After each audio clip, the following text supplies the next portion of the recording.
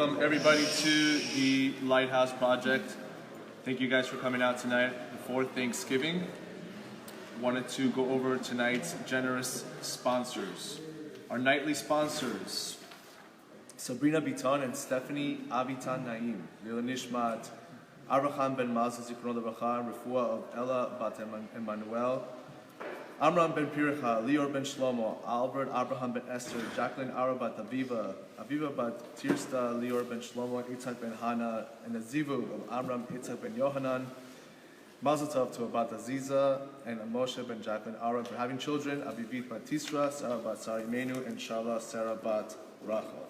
Nice.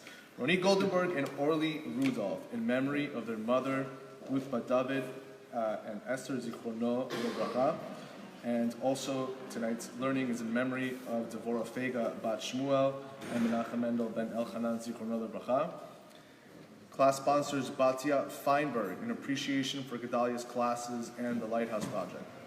Anonymous in this chut for Tzipora bat Chaya to be in her soul state in order to find her soulmate, Baruch Hashem. Stuart Gordon for the Yeshua of Yeshaya Shalom ben Tzvi Yaakov.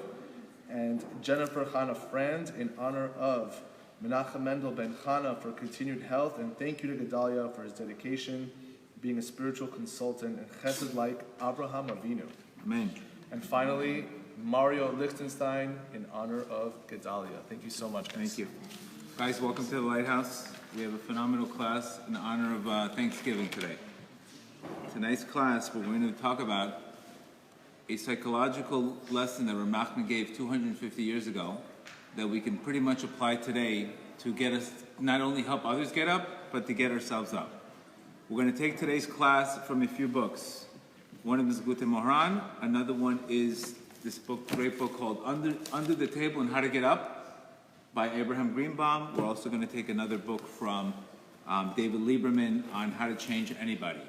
So basically, I'm taking a lot of the approaches that I use in therapy or dealing with people. I've taken a lot of Rav Nachman's lessons. Today, if you tell people what to do, you tell them how to do it, it's not a good chance it's going to work. So Rav Nachman knew 250 years ago that people can't be told what to do. It's just they're not gonna listen. So what he did is he created stories. He created stories because he knew that mental capacity of the people that he was dealing with, they were not able to get the advice. So he had to go underneath the table with them. This is exactly what you're going to hear today. You're going to hear a phenomenal lesson from Rav Nachman. And basically, not only can you use this lesson to help yourself get up, but you're going to be able to use this lesson to help others get up.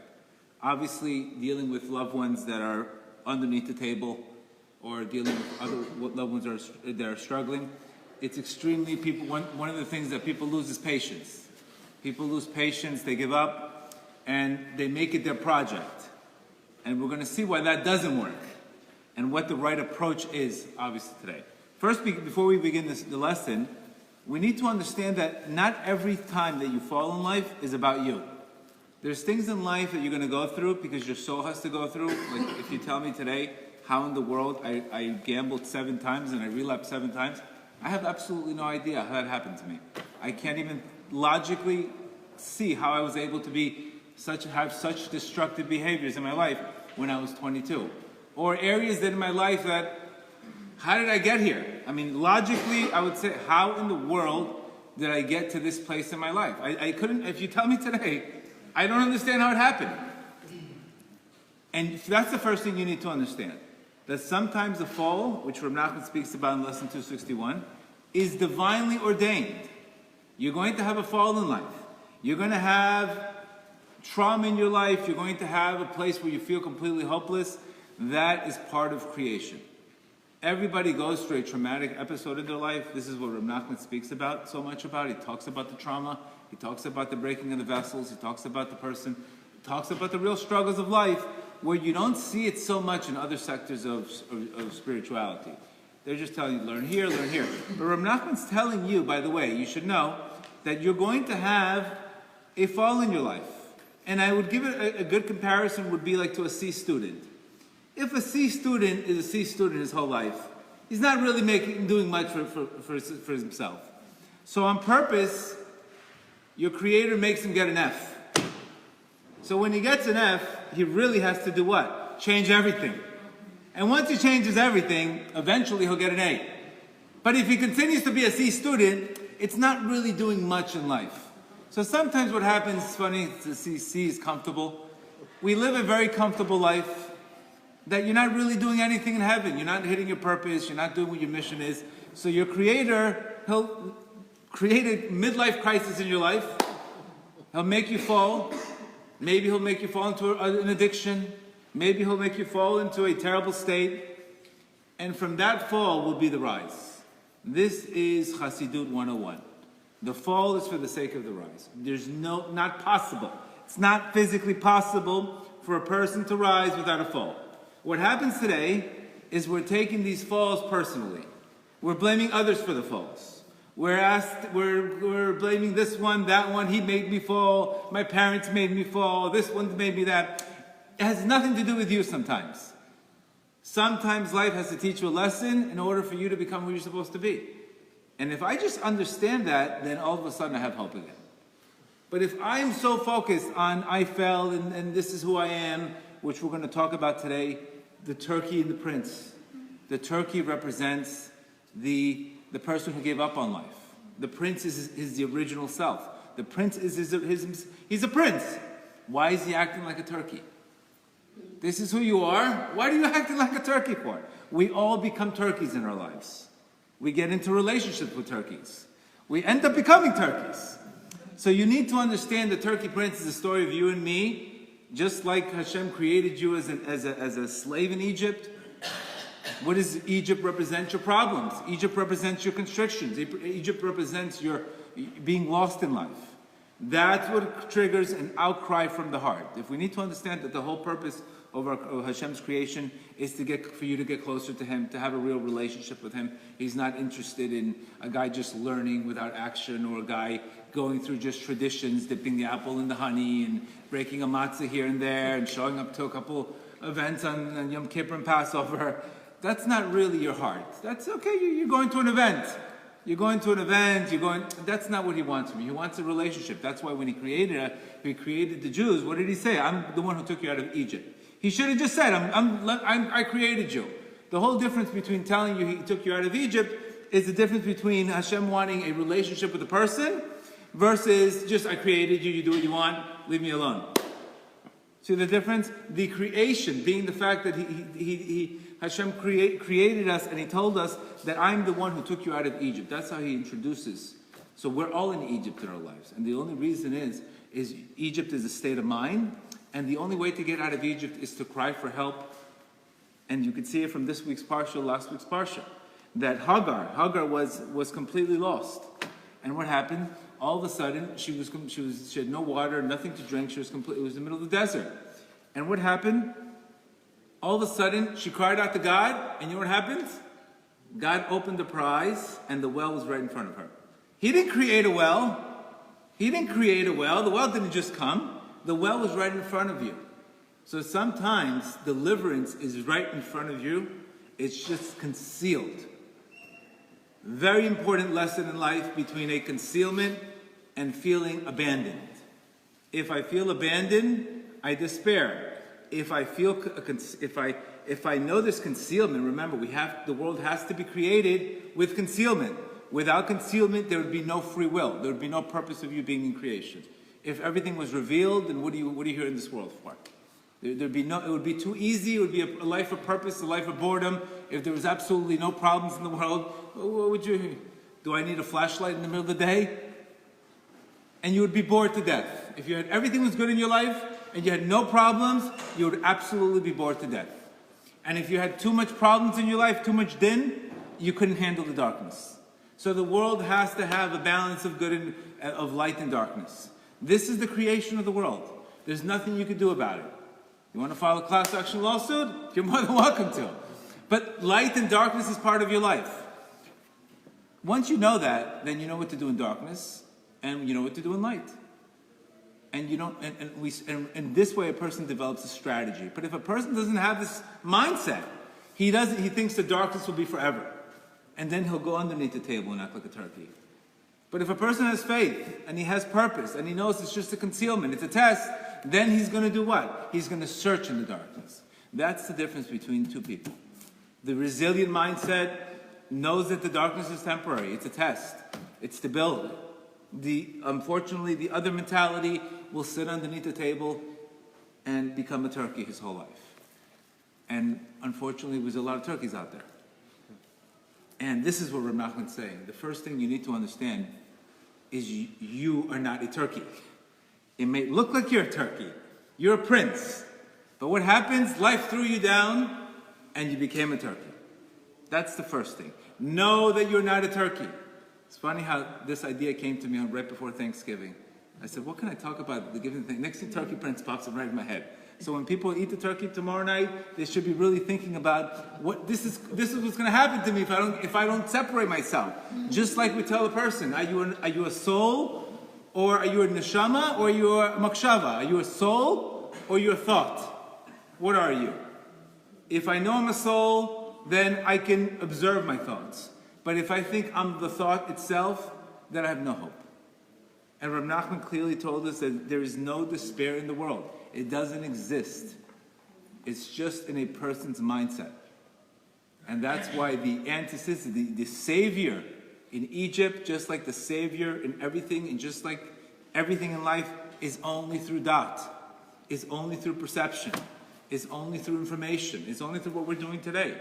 We're recognizing who we are. But if a person just goes with his emotions and he goes with his thoughts, and then he says, I feel like this, I feel like that, then unfortunately he can never become the prince, and he could never become his true self, because he had a thought that he was a turkey, goes underneath like a turkey, and he becomes that, unfortunately. It's a very important lesson. If you do not separate yourself from the authentic self, then you think you're that self. And this is one of the biggest despairs in the world, to have that concept of thinking that there's no help, and life is completely hopeless. There's nothing, you cannot be more wrong than that. No matter what. And again, we already told you that it's going to happen to you sometimes. Because what your Creator wants from you, you're not going to get it yourself. So sometimes an addiction is the greatest thing that can happen to that person. Sometimes that problem, that divorce, could be the greatest thing that happens to that person. It's a spiritual awakening. What's greater than a spiritual awakening today? These spiritual awakenings do not come on Amazon on Black Friday. They come with a lot of pain. They come with a lot of toil. It doesn't come easy, these spiritual awakenings. It comes sometimes in a hospital bed, with, God forbid, a person getting cancer, or God forbid, trauma. Spiritual awakenings are not coming usually from chesed. They're usually coming from the back door. We need to understand that. Mine did not come from the front door. Mine came with a lot of pain. But at the end of the day, it's a spiritual awakening. You're finally in the right lane. So that's the number one thing to understand, that it might happen to you. Stop taking it personally. Not everything that happens to you in life is about you. That means I have to go through things in my life. I have to go through tikkunim. It could be you have some baggage from a past lifetime. Maybe a past lifetime you took money from some other guy, and in this lifetime you had to pay it back, so you got robbed. There's a lot of stuff that goes behind the scenes that we have no idea about. And the best approach is recognizing you have a higher power and you are not the higher power. So when you fall, you say thank you. When you rise, you say thank you. When you lose money, you say thank you. When you make money, say thank you. Because we don't know. We don't know these things. When you have this mindset, you can get up very easy. But when you don't have this mindset, that's the difference between a person that has faith and a person that doesn't have faith. A person that does not have faith has a lot of questions and no answers. All day long questions. No answers. A person that has faith has all the answers and no questions. Because he recognizes who he is. He recognizes that many things in life are not even about you. So that's the first thing right away. Get that in your mindset before we even get into this lesson. Because if I already start this lesson, then I start thinking. Even Rabbi Nachman, look what he said. Rabbi Nachman would fall and begin several times each day. Rabbi Nachman was the person that woke up at 2 o'clock in the morning, broke the snow, and went into the mikveh. Not here where it's 72 degrees and the guy goes back to bed. These rabbis spent hours and hours meditating. Here, you tell a guy, put your phone down for 10 minutes, it's like, guy has ADD already. You could see the generation, how the generation we've been very weakened. But if Rab Nachman fell in 7 times, and he used to get up all the time, we also have to mimic that, and we're also going to go. And again, the despair is only the meaning a person gives to something, and that's where a person has to really, really work on that. You know, you start dating in 2019, the first thing you think is despair. The first thing you think is despair. Where's God? Did he forget about me? I believe me, I get the phone calls. But it's not true. That's only remember today. The Yetzer Hara is specifically accustomed to you. He will make you focus on what you want to see. If you want to see what you don't want to see, he will blow it up. The person who has no hair will see everybody with hair. The person who has not married will see everybody with kids. You have to understand that the Yetzer Hara will project exactly what you're missing, and to make you miserable. It's another thing you need to understand. So it's so important. This person has to stay in his lane. So, lesson 261: the fall is for the sake of the rise. That's Chassidut 101, where sometimes psychotherapy, they'll just go over the same spilled milk too much. And sometimes there's no play button. Or there's no, okay, we rewinded already, when are we going to press play? Sometimes that's missing. Faith says play. You have to go through this. That's the meaning you give to it. I had to go through this. I had to lose X amount of money in gambling. I had to go through a divorce. I don't know why. It happened. So understand that. Do not take things personally. Because what happens when we take things personally, we lose our self-esteem. You lose your self-esteem. Then you think everything else is going to be like that. And then you justified why a person could be underneath the table. So first thing, let's talk about the story first. And then we're going to break down the story, and then we're going to talk about first how to get other people up, and then we're going to talk about how to get ourselves up from the situation. Rab Nachman says that once the king's son was mad, he thought he was a turkey. He felt compelled to sit underneath the table without any clothes, pulling at bits of bread and bones like a turkey. None of the doctors, he called all the doctors in the world, the psychiatrists, the psychologists, the hypnotists, none of the doctors were able to help the prince's son that was acting like a turkey, naked underneath the table. It's funny how we get those phone calls sometimes. I tried this, I tried that. Until the wise man came and says, I can cure him. He called the wise man. He called a spiritual advisor, a spiritual guide. What did the wise man do? He took off all his clothes. He sat down underneath the table next to the king's son and also started eating crumbs and bones. Number one thing you're going to see is building rapport with the person. If I tell you what to do, it's not going to help. Unless I break down myself and tell them, listen, I was where you were. I can help you. I know exactly what you're going through. That's the only therapy that works today. The guy that tells you you're a turkey, give you ADD for this, take this, it's not going to work today. The Holy Baal Shem Tov says, the reason why you're not getting to the guy is because your heart's not there. If your heart was there, the guy would be listening to you. So today, people are instructing people what to do. No, we have to demonstrate. You have to get underneath the table with the turkey. And you have to act like a turkey just like him. Otherwise, you're telling him what to do. And it doesn't work. See why it doesn't work today? Tell people what to do, they don't listen. Because they take it personally, they take it attack. The prince asked him, who are you? What are you doing here? He says, I'm a turkey just like you, said the prince. Well, I'm also a turkey, said the wise man. The two of them sat like this for some time until each one was used to each other. Then the wise man gave him a sign. And they threw him a shirt. The wise man put on a shirt. And he says, what are you doing? Your turkey can't wear a shirt. Who says the turkey can't wear a shirt? Next thing you know, he put on a shirt. And next thing what happens, he put on his pants. And then the turkey the king's son put on his pants. And while after, they threw him some trousers. And next thing you know, little by little, he ended up getting up on the table, and he became just like a human being. That's how it happened. That's the story. Now we're going to break down this whole story in two ways. First, let's talk about how to help other people. This is from a great book called How to Change Anybody by David Lieberman. David Lieberman is phenomenal. He's written over 20 to 30 books. Strongly recommend his books. He's got a book on Never Get Angry Again, and it's not just for Moroccans, it's for everybody. He's got all kinds of books on psychology. He counsels the FBI. He's a phenomenal author. So, these today, obviously, we all have people in our lives that have self-destructive behavior. They, instead of doing what's right, they do what looks good, or they do what they feel like doing. They have this buy now, pay later mentality. I'll buy now, but I'm going to pay later. When we have this mentality of buy now and we'll pay later, obviously that means that we don't love ourselves that much, because why would we take immediate gratification? Today, the problem is, give me just immediate gratification. I don't care what it costs me. I'll pay later.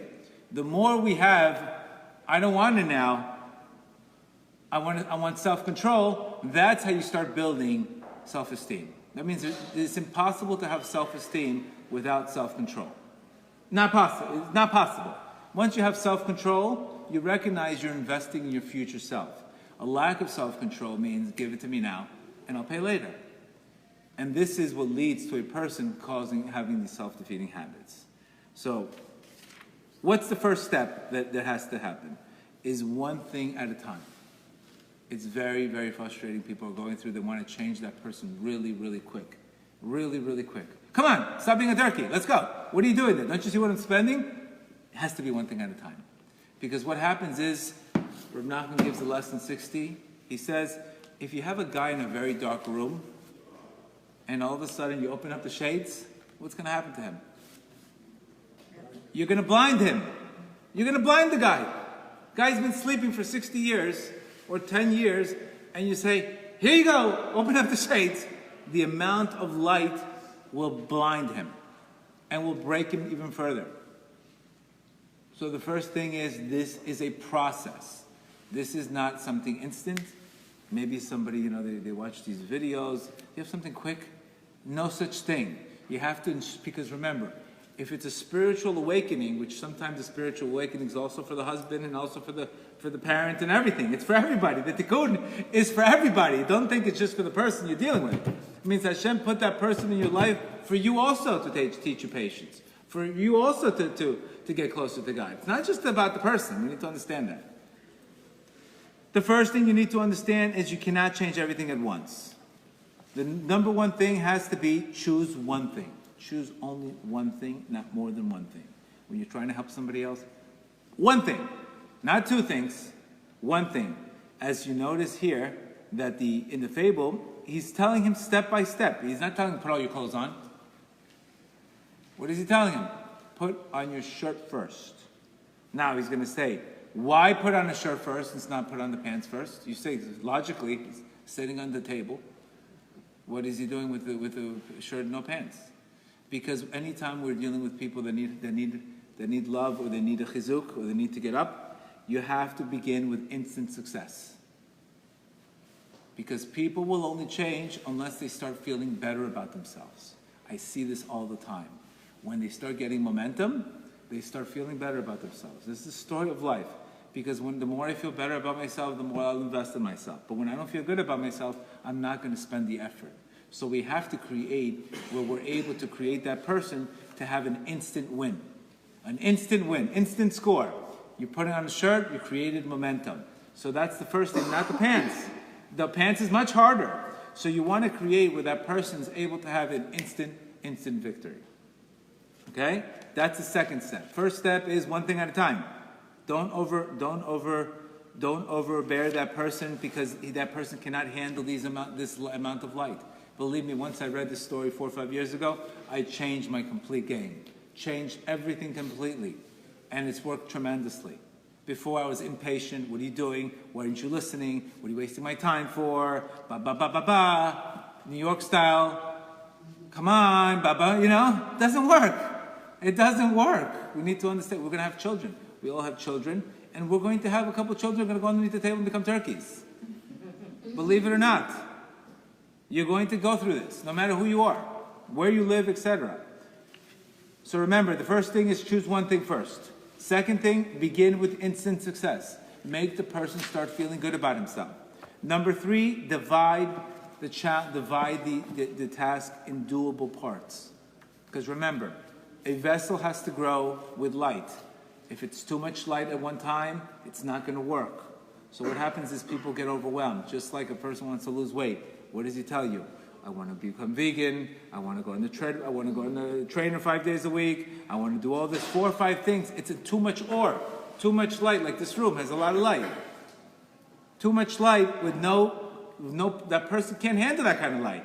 So what happens? It overwhelms him, and he goes back to the table, underneath the table again. So if we give him too much light, he's going to go back underneath the table again. You have to do it patiently. This is all about patience. The word in Hebrew for keter is the crown. Qatar is the crown. If you have patience, you get the qatar, you get the crown. If you don't have patience, you get karet. Same word. What is karet? Cut. Either you get the crown in life by patience, or you get cut. Doesn't work the other one way or the other. One way or the other. Patience, it's a process. 4, it's very important that when a person goes through something, you have to spend time with that person and have joy with them. Do not make that person think it's your project. If you make that person feel it's your burden, it's taking pain away from you, it's taking all your energy, you lost already. Right away, you lost. It has to be consistency and joy. It cannot be a burden to you. If it's a burden to you, they're going to feel it, and they're going to not go along with the steps. That's another thing. How many times do we see? How many wives are trying to change husbands? Husbands are trying to change wives. No, you have to change yourself, and then they will change. The more we change ourselves, the more that person changes. If we're trying to change that person without changing ourselves, it's never going to work. Because that person was given to you for a reason. It's not an accident why you have that specific person in your life. There's no accidents in life. It's because Hashem shows you through other people that you don't like. It's the problem that you have, the Baal Shem Tov says. There's something that you have in somebody else that you do not like. It's one thing if you don't care about that thing. But if that person has something that you don't like and it's bothering you, it's because you have that same thing. And that's why it bothers you so much.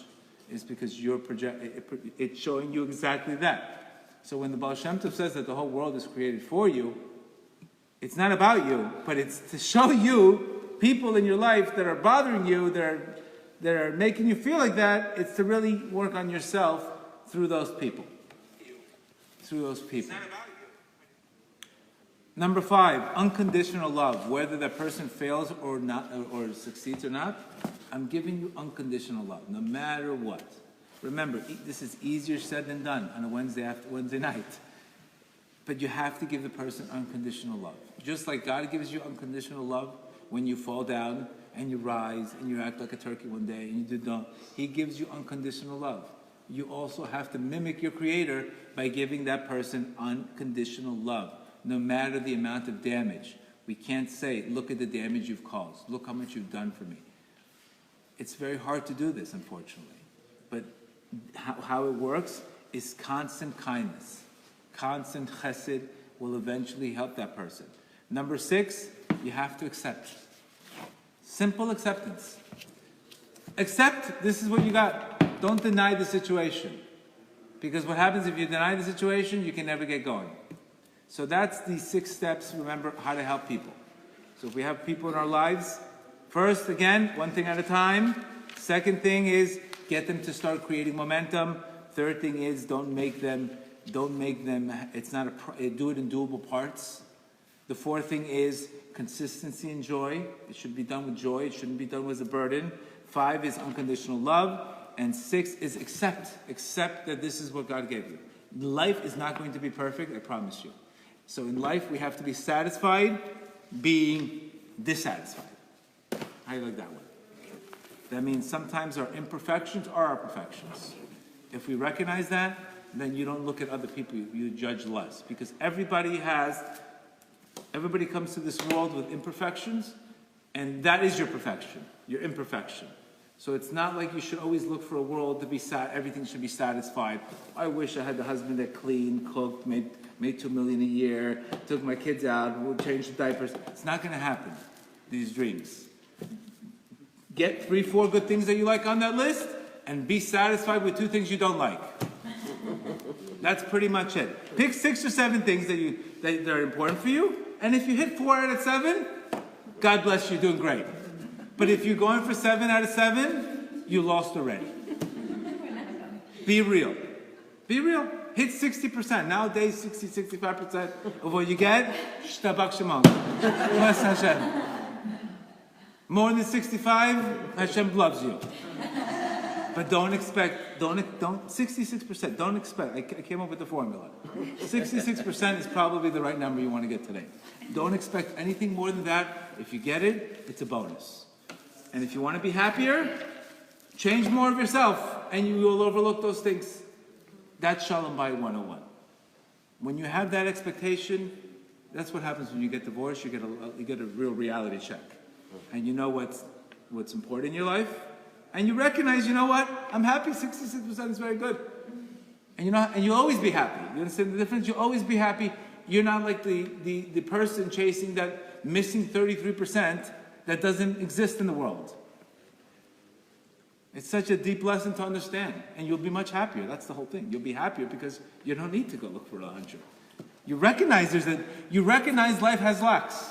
And that's okay. It's okay. Life has a lack. And that's okay. But you'll be able to focus on the good in that instead of focusing on the 34%.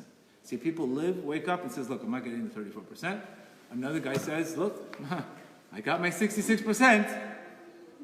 Why is one person smiling and the other person's complaining? Because what they're focusing on. That's a zamra. That's what are you focusing on in your life? What are you focusing on in your life? So let's start with let's start with this wonderful book and recognize, like we said before, the prince is your higher self. The prince is your soul. The prince is the higher you. The turkey is the lower self. The turkey is the ego. The turkey is the lower self. The turkey's main strength is stubbornness. Stubbornness. Turkeys are very stubborn. We recognize, come, let me help you. You're sitting underneath the turkey. Leave me alone. This is where I want to be. So stubbornness is the number one sign that you're going to be guaranteed to be a turkey. Because what happens is, like we said before, if I already know that I have to embrace change in my life, and I have to be open-minded. So sometimes rock bottom is such a gift because it tells you, listen, you can't be stubborn anymore. It's not working. Stubbornness is the turkey trait. If you're stubborn, guaranteed to be a turkey. Because a stubborn person is not humble. And you need humility to change. Look what Rabbi Nachman says here. Look what the Megazir Maggid says here. Nothing can change from one thing to another without losing first its original identity. If you want to change anything in your life, the first thing you have to do is you have to kill the old self. You have to kill the turkey in you. For example, before an egg can grow into a chicken, it can't be an egg anymore. Can't be an egg anymore. Each thing must lose its original identity before something else takes place. Therefore, before a thing is transformed into something else, the first thing that has to go through, it has to go through a level of nothingness, humility. Nothingness. When you get to the level of nothingness, that's where things transform. The level of nothingness today could be acceptance. The level of nothingness today could be said surrender. That's nothingness. When I surrender, where does the seed go into the ground? It goes into nothingness. It becomes nothing. It becomes, like we say in Hebrew, it becomes in bitul. It nullifies itself. This is how a miracle comes, changing the laws of nature. First, this thing must be elevated to become nothing. First, it has to surrender. That's why the first step is surrender. Then the miracle starts happening. The minute you say, I surrender, your life changes. The minute you get to that level of nothingness, miracles happen. Because you killed the old self. It's the hardest thing to do today. You know why? Because people have sometimes that story for 10 years. What are they going to do with that story for 10 years? What are you going to do with that story if I get to nothingness? What am I going to do with it? Look at all the wasted time I spent. What am I going to do with that wasted time? You have to believe you have to get to nothingness. That's the key here. So the same thing. Stubbornness is the opposite of nothingness. Stubbornness says, that's it. This is who I am. I'm a turkey. Maybe this is in my DNA. So the more we start acting in these self-defeating habits, the more we get to lose our original self. So recovery in life, it's not who you're recovering to, yourself. You're recovering to the best version of you. when a person starts getting up underneath the table, he's recovering to himself. So the effort has to happen. So the madness is that this person, the worst thing that this person is going through is he lost his soul. He lost his spirituality. You know, in life they'll tell you your theory is your therapy. You go to a therapist. Not many people tell me. They go to a therapist. And they clearly have a spiritual problem, but they want a chemical solution for that. Imagine going to the doctor and telling him, listen, every time I go outside, my leaves turn brown. So the doctor goes, let me give you a prescription of some green paint. What happens? The guy gets up, sprays the green. Next thing you know, oh, I'm here to fill my prescription, turn brown again. Sprays the green again. I would say 100% of the problems in life are spiritual problems. The more I see it, the more I see into it. Whether a person has trauma, he lost his Emuna. Whether a person had bad relationships, he lost his self-esteem. It's all rooted in a spiritual aspect. It's all rooted there. So what happens is, unless you fix the root of the issue, you're never going to stop painting things brown. That's why there has to be a combination of the psychologist and spirituality. If you just have the psychologist without the spirituality, it's not going to work. Because like we said before, the psychologist will identify the problem, but then the person has to work on his faith to overcome his Emuna. So the turkey itself represents the loss of the soul. And that's why he's eating what? He's eating what? Crumbs and bones. What does crumbs and bones represent today? Represents alcohol, food, all of these things. It's excess. It's things that never make you happy. Like the hungry ghost. No matter how much this person takes, it's never going to satisfy him. It's chasing something that never makes you satisfied. Chasing nothingness. Like Rabbi Nachman says that the Yetzer Hara in 120 years is going to come and says, look, I got what's going to make you happy. It's in my hand. And the whole world is chasing that fist, that tight fist, until he says, here you go. It's nothing. It's nothingness. So the crumbs and bones in this story Rabbi Nachman's referring to is recognizing that all of these things are giving me nothing. It's klipa. It's completely worthless. Another thing that the person has to understand when he's down in the dumps, when he's underneath the table, the first things most people that are in this state, they think no one cares about them. They think nobody cares about them. And that's not true. That's just a feeling. It's not reality. So that's another thing. The feeling of abandonment, the feeling of being alone, and sitting underneath the table is a very common thing you see people that are struggling with recovery, that are struggling with stuff. No, you're not alone. Thinking that nobody cares about you, it's only because you're sitting underneath the table. And this is what the Yetzer Hara does. It gets you into that mode of despair. It gets you into that mode that nobody cares about you. And it's absolutely not true. That's the one thing you have to understand, that people care about you. And of course, Hashem cares about you. The number one, all you have to do, Rabbi Nachman says, when a person's down in the worst, even when he's thinking, when he can't even think positively, he has to scream from the heart. He has to scream from the heart. Because what happens? Where did the faith collapse? In the heart. So where is the therapy? In the heart. What happened? When a person doesn't believe in something, what is he saying? My mind and my heart are not in the same place. When you're in a relationship where you lose love in that person, what are you saying? That your heart is not in it. You're going to tell your relationship, my heart's not in it. If an employee tells you his heart's not in the he can go home. But if you're dealing with things, my heart's not in it anymore. That means your mind and your heart are not there anymore.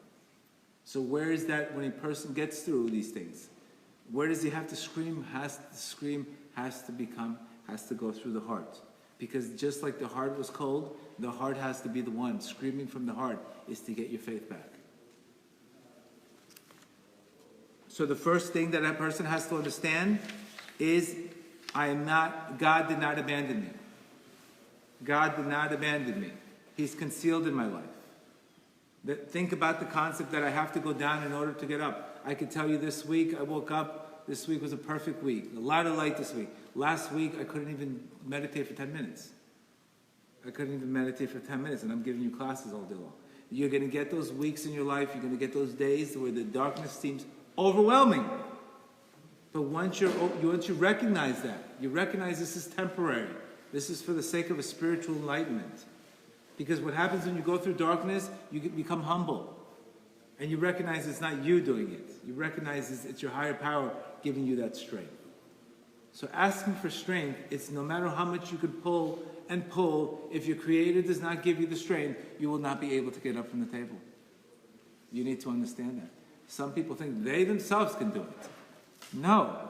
Person has to understand it's my Creator giving me the strength to get up from the table. That's the first thing you need to understand when you're underneath the table. It's not me doing it. If I surrender, it's like a spring. The minute I say I surrender, you know what you do? You're like stepping on a spring. And all of a sudden you get jolted. Because you're finally in the game. But the minute you don't accept, or we don't accept that situation, that spring never happens. That spring never happens. So the turkey consciousness, unfortunately, what does a turkey do? It eats crumbs and bones. It gets fat. It has 5 wives. And it thinks it's going to live forever. People tell you, how's it going? He jumps off a building. How's it going? So far, so good. Eventually, he crashes. The turkey will get slaughtered and will be eaten on Thanksgiving Day. It looks good sometimes to have that kind of lifestyle. What do I need spirituality? Look, I'm going out in South Beach. I'm enjoying. I'm with this girl. I'm with that girl.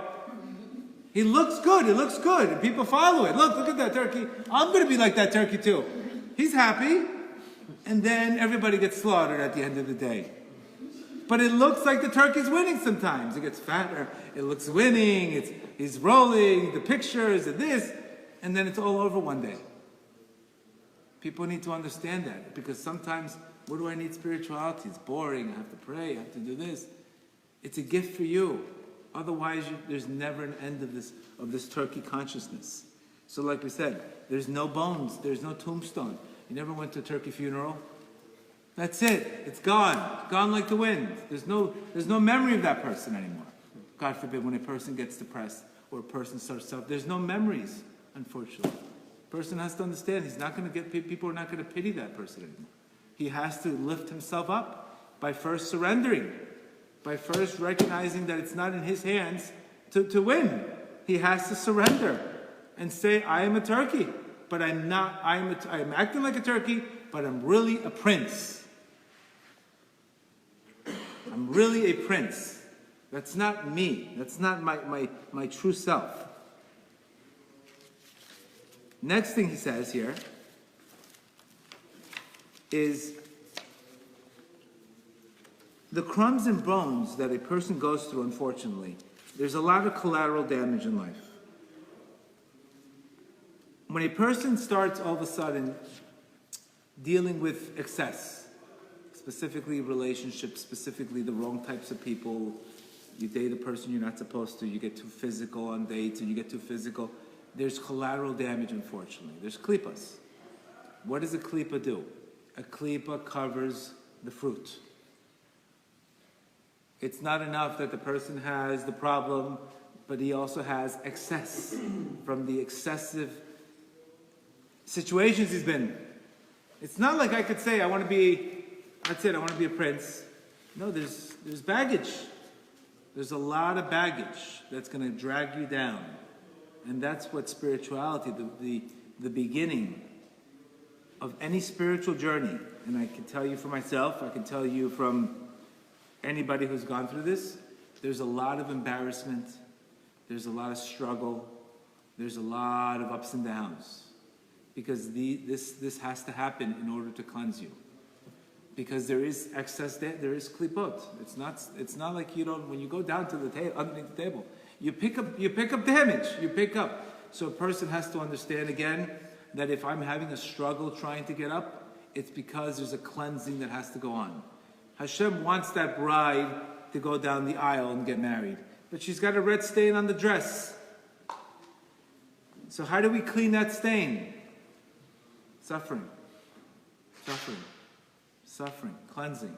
So the beginning of any time where you're going through something, this is when I was struggling with my addictions, there was a lot of pain. Okay, I stopped gambling, but how about the people you robbed? How about the people you owe money to? How about all the embarrassment? How about all the phone calls? How about the 400 beacon score? How about all that's with you? You need to understand that. And what happens is if you get overwhelmed by that darkness, you're going to fall right back into become a turkey because you said, listen, I tried. You didn't try enough. You think you tried, but you have to go through the process. You have to go through in Kabbalah it's called the cleansing of the garments. It could be where you start dating, next thing you know, you start dating you want to date the right person, 4 or 5 dates don't go through the right way. This is all part of the bushot. This is all part of the embarrassment. This is all part of the process because there's klipot. Klipot are things that bury kedusha, that bury holiness. So a person has to understand, yes, I am going the right way, but I'm going to get speed bumps. If you do, because people sometimes they get excited. Okay, look, I'm not a turkey anymore. I'm getting up to be a prince. And then he gets a couple obstacles. And next thing you know, he says, look, I tried, it didn't work. Just like a person in recovery is going to get cravings, he's going to get tested, he's going to get embarrassed. All of these things purify you to become that person. But there is klipot. We have to recognize what's going on. If I'm in relationships, and I tell this all the time, when people get into relationships and they get very physical, like again, it just creates a tremendous black cloud of confusion. And then people don't get into it, they don't commit, it's not for me, but I thought you were for me. All of this is part of the klipa that you know what a klipa does? It blocks the goodness. It blocks you from seeing the right thing. It makes you do what you want instead of seeing the right thing. And then eventually what happens when you get frustrated, you get depressed and you get confused. But this is the process. Like he says, don't expect to get up one step. You have to go through a process. And this is where the most confusing thing people go through is battling their thoughts once they start going. They want to go back into retreat. That's where a person has to have strong determination. The klipot make things that the purpose of, again, the klipot are not you, but you have to go through it. So again, starting, even if I say surrender, even if I say, okay, I want to start going the right direction, I still have to go through that process. I still have to go through the cleansing. I still have to go through that. Now he says here that why specifically the doctors couldn't help him and had to be the sage, because the problem was in the soul.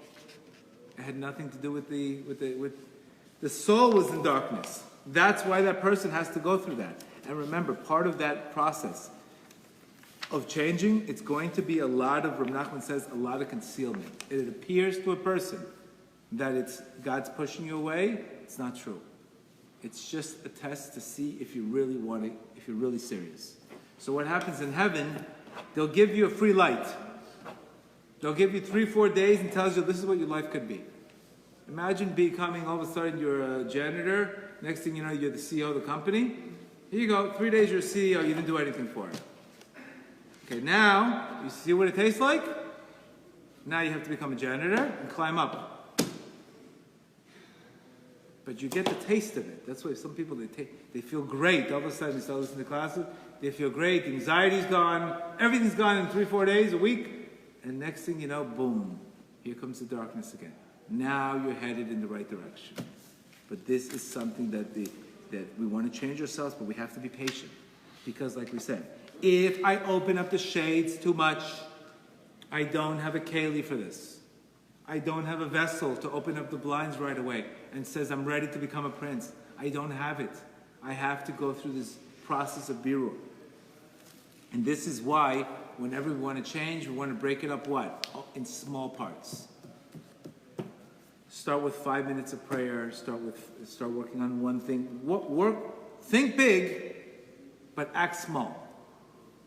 People think big, act big, and they end up on the ground. So you have to think big in life. If you want to get any goal, you have to think big. Because remember, first, the 10-pound vessel has to shatter in order for a 20-pound vessel to come through. Then the 20-pound vessel has to shatter in order for a 30-pound vessel to come through. Each time, what you're doing is you're building a bigger vessel. Each struggle creates a bigger vessel. And a bigger vessel and a bigger vessel. That's why we have to, just like he never told them to put pants on, the shirt on, get underneath the table. He says one by one. Make sure you do it one by one. Do not get overwhelmed. The next step is, if you recognize, it says that the wise man took off his clothes and just sat down underneath the table. There's a process in life that before you start running, you have to sit. You just have to ask yourself, what am I here? What's my purpose? What do I want from life? We can't just start changing without first sitting and asking yourself, what? You see, the sage didn't tell him to get up. He first sat with him. There's nothing greater than contemplation. Like we said before, if it's taking you 5 hours to cut down a tree, and I can tell you, listen, I'm going to give you, if you spend 10 minutes, just sharpen your knife, we can cut that tree down in a half an hour. And the person tells you, I don't have time. Well, you're spending 10 times the effort. See, people today, they waste a lot of energy management. They're putting their energy on the wrong things. So when we wake up in the morning by sitting, that's the practice of his bodhidut. Contemplating, thinking, questioning your thoughts, not questioning God. Am I overreacting? Am I headed in the right direction?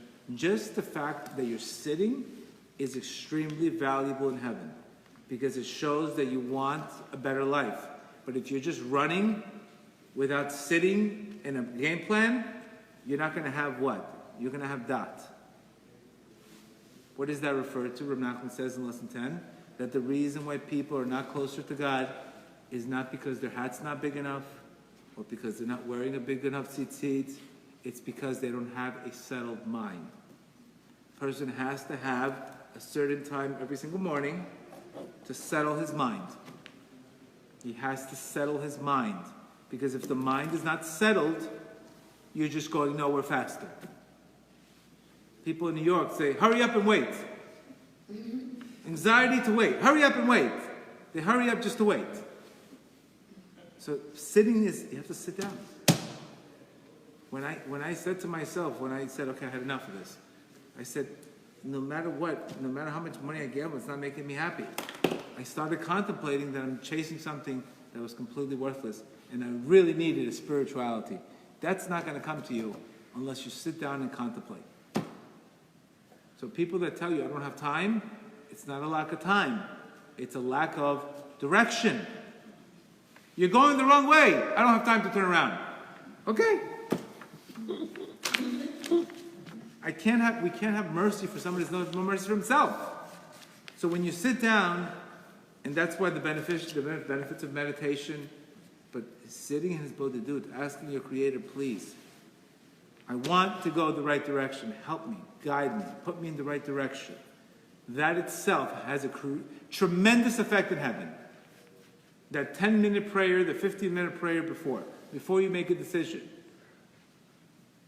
Otherwise you have what? Bilbu hadat. The dot is confused. So trying to get up from the table. Imagine trying to not become a turkey, becoming a prince, but your head is all over the place.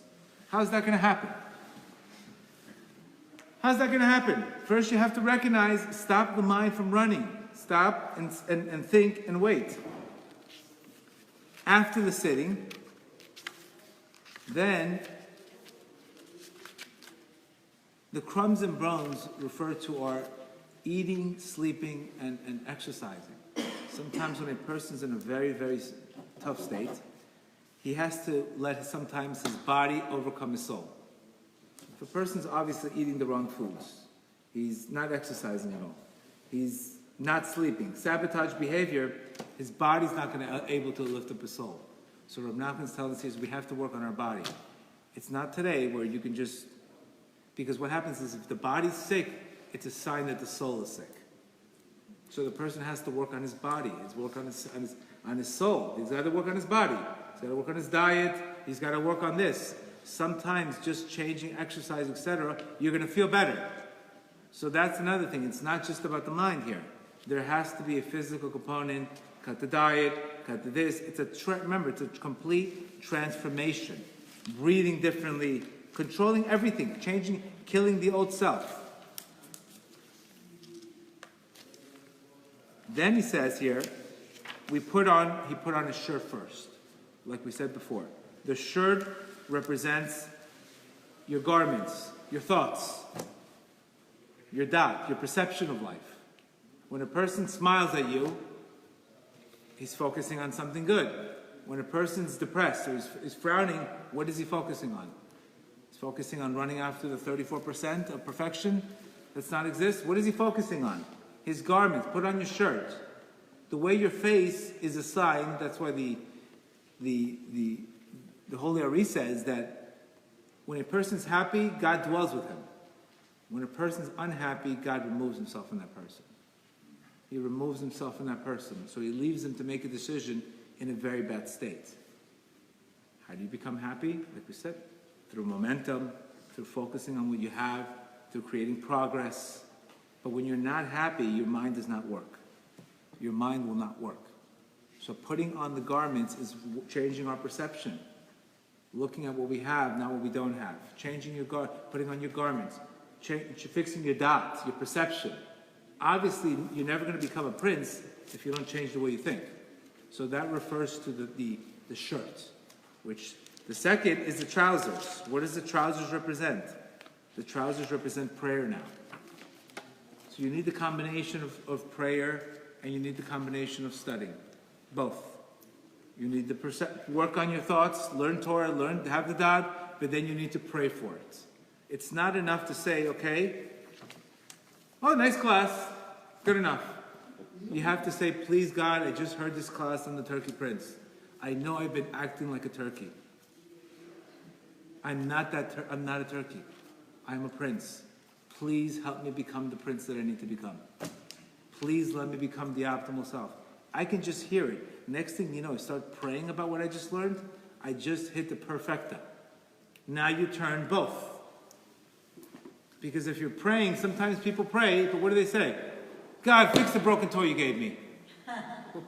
That's what people pray today. Fix this garbage husband that I have. Okay, but come on, I need to make more money already. Come on. What is this?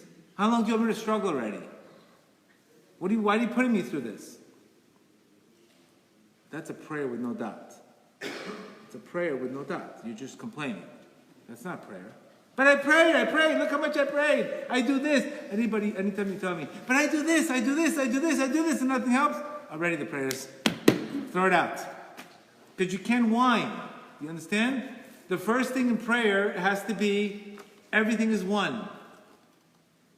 Then you can pray. When you say it's all one. But when I'm praying to fix broken windows, it's not going to work. It's not going to work because it's a prayer out of a complaint. It's not a prayer out of help. Prayer out of help is a humble prayer. Help me become better. Help me look at that person better. Help me find the good points in my wife. Help me find the good points in my business. Teach me what the spiritual imperfection, why I'm not making enough money. Help me recognize why I'm relapsing. Help me recognize why I'm like this. Help me. Not change the broken toy. That's a victim prayer.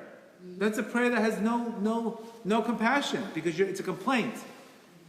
You understand the difference? So without that prayer never works. Especially if the prayer has frustration to it. For sure it's not going to work. We already said that tears, what do tears do? They open up the gates of prayer. But happiness breaks the gates. It removes the gates completely. So that's why the simple approach is, I'm changing me, not this. Then you draw mercy from above. Then your prayer gets answered. So the way people pray, it's not enough just to say, fix, I'm good. Nothing wrong with me. It's outside the world. That prayer goes nowhere, and you become a turkey. Because what happens, you're saying, look, I prayed, it didn't work. How many people tell me I prayed? But they're praying, telling me all they do, and they're saying that basically, God, there's injustice here. What kind of answers do you think you're going to get when you pray out of injustice? It's not going to work. That's why the essence, the beginning of knowledge, is to recognize you don't know anything. So you automatically help. You're praying differently. You're praying for help. And of course you answer when you pray for help. Specifically spiritual, you're guaranteed no matter who you are, if you pray for help. Who's not going to help? Imagine if your son came up to you and says, I need help. Would you not help him? But if your son comes up to you and says, I can't understand why you keep on breaking things for me. You figure out why, and then come back to me. So prayer, when prayer is not working, our sages tell us, you need Torah. You need to change your perspective. Because the way you're praying is you're not hitting the right button. You're praying out of complaint. So that's the difference between that you need the shirt and you need the trousers. You need them both. And once you have those two things, he's saying here, then you're going to get back to the table again. And then one of the questions he says, then the wise man said to the prince, do you think a turkey can sit underneath the table? Sometimes a person's going to ask, am I worth it? Am I worth it? How do I know that God loves me enough that he's not going to put me back at the table? So all of a sudden the guy does all the work, and next thing you know, he's questioning, maybe it's going to be self-sabotage again. So you have to say, yes, you were given a lesson in life only to change through that lesson. Hashem's not here to take you as a yo-yo and put you up and down, up and down. Once you hit the magic button, you get that success. You get it. He just wants you to come closer to him. So a person shouldn't say when he's at the table, how do I know it's going to be here forever? Because then what happens? He's going to want to go back on the table because he's going to fear of having what? Failure again. So here, you could see here that there's tremendous amount of knowledge in this single tale. Self-sabotage, perception, knowing how to pray step by step, not trying to do two things at the same time. But the most important thing of this thing is knowing you're a prince, not a turkey. All right? That's today's class.